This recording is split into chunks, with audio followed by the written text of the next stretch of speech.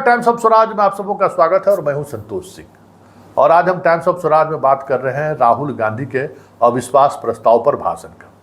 हालांकि देश के संसदीय इतिहास में पहली घटना होगी इस तरह की कि भाई जिनके खिलाफ अविश्वास प्रस्ताव लाया गया है वो आज दूसरे दिन भी सदन में दिखाई नहीं दे रहे थे। और जब वैसे भी अगर जब राहुल गांधी बोल रहे थे तो उनको सदन में रहना चाहिए, ये परंपरा रही है कि कोई पार्टी का सीनियर नेता अगर बोल रहा है तो सरकार को सदन में रहना चाहिए, ये परंपरा रही है। लेकिन परंपरा तो ये मानते नहीं है, परंपराओं में इन्हें भरोसा नहीं है, परंपराओं में इन्हें विश्वास भी नहीं है। ये एक अलग तरीके की लकीर खींचना चाहते हैं। देखने वाली बात ये भी होगा कि अविश्वास प्रस्ताव इनके खिलाफ है, ये कल भाषण देते भी हैं कि नहीं भी देते। कई मित्रों से हमारी ये बहस हो चुकी है कि नहीं, परंपरा तो यही, हमके संविधान में लिखा हुआ है।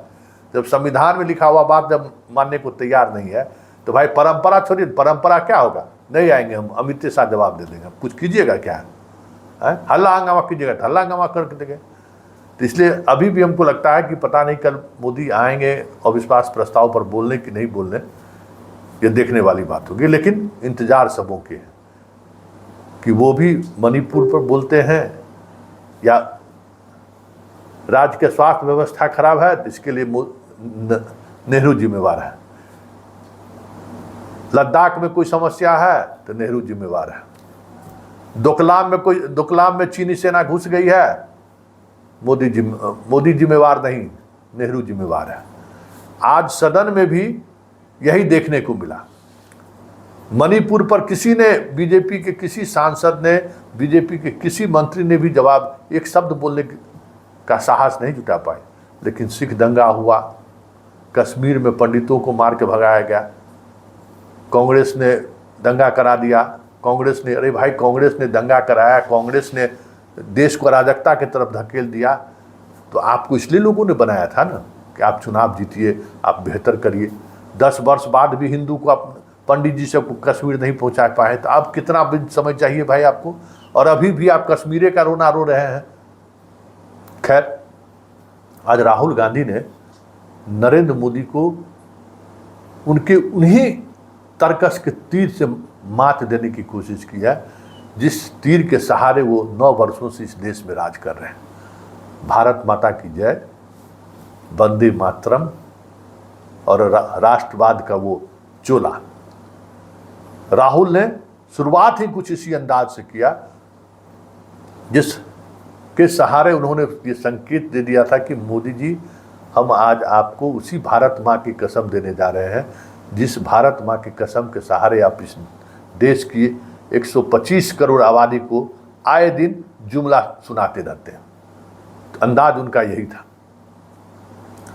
क्या उन्होंने कहा कि मणिपुर में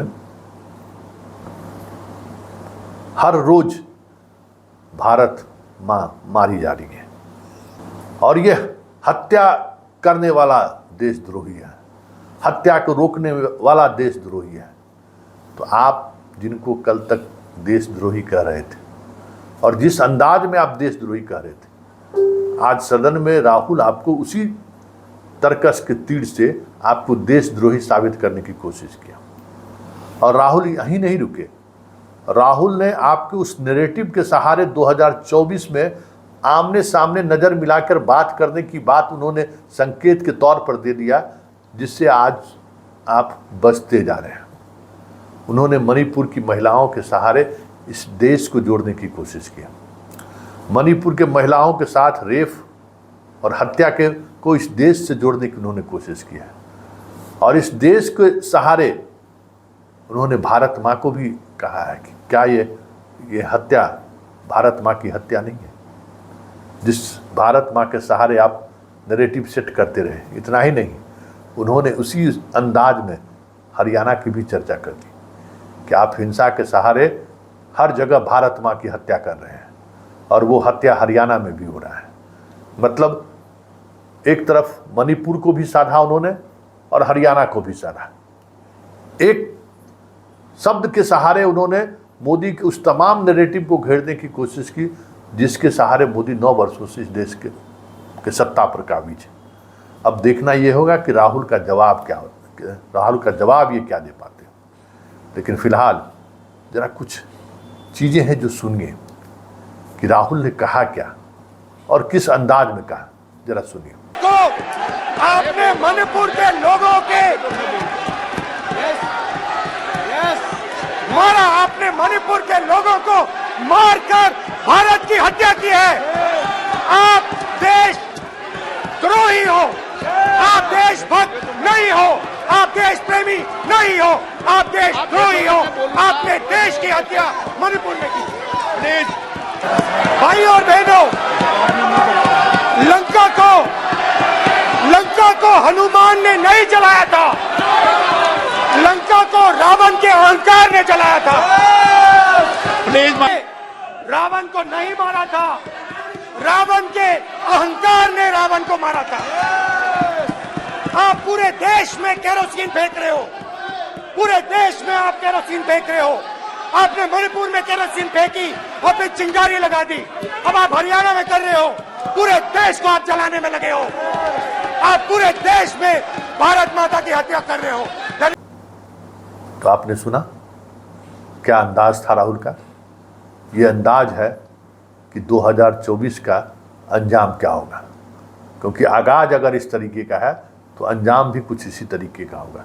क्योंकि राहुल ने भारत जोड़ो यात्रा के दौरान जो बातें उन्होंने जनता तक पहुंचाने की कोशिश की है और जिस अंदाज में आज शांति और अहिंसा की बात उन्होंने लोकसभा में किया है कि नफरत और हिंसा के छोड़िए, प्यार की दुकान सजाइए, जो बार बार वो जो नारा लगाते हैं, उन नाराओं के सहारे मोदी की जिस तरीके से उन्होंने घेराबंदी की है और मणिपुर के सहारे जिस तरीके से अंतर्राष्ट्रीय जगत को उन्होंने संदेश देने की कोशिश की है कि मैं जो कह के आया था अमेरिका में, आज देश उसी दौर से गुजर रहा है।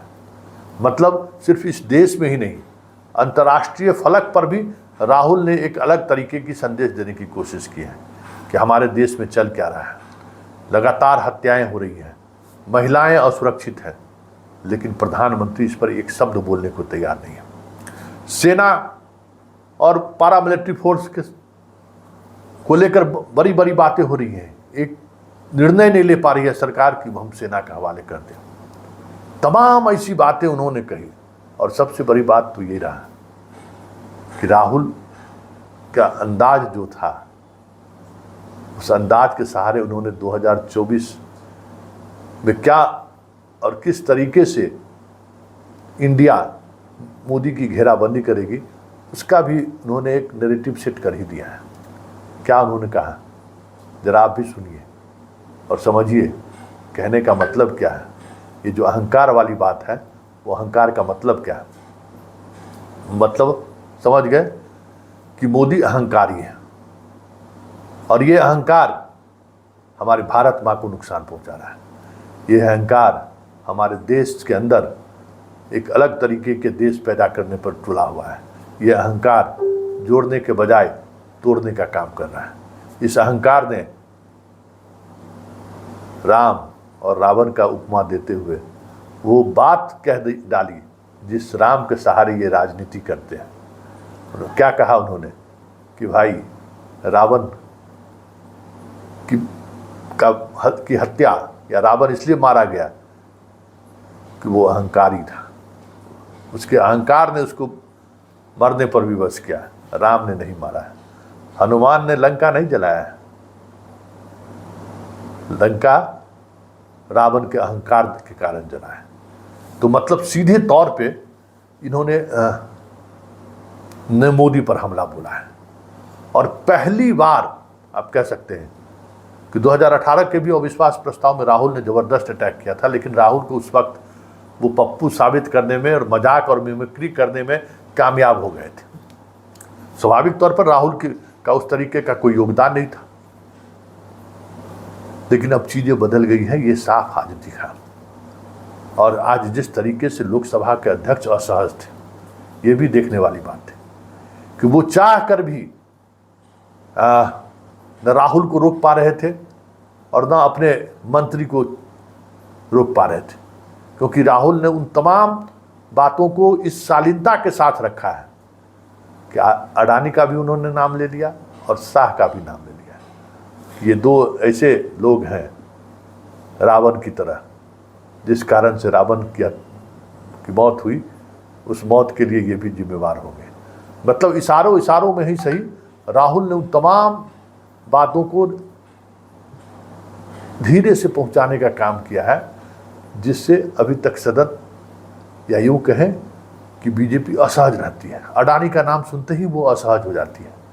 और आज उन्होंने ये भी इशारों में कह दिया कि मेरी सदस्यता अडानी की वजह से गई थी।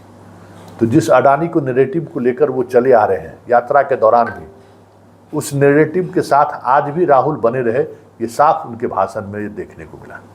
अब इसका क्या इम्पैक्ट पड़ेगा 2024 के चुनाव में, ये तो वक्त बताएगा। लेकिन इतना तय है, जिस भारत माता के आसपास मोदी नैरेटिव को बनाए रखना चाहते थे, आज उसी भारत माँ के सहारे राहुल ने मोदी को इस तरीके की घेराबंदी की है कि अब उनके पास इसका जवाब क्या होगा कि वो भी सिर्फ नेहरू और कांग्रेस को पर थोप कर निकल जाएंगे।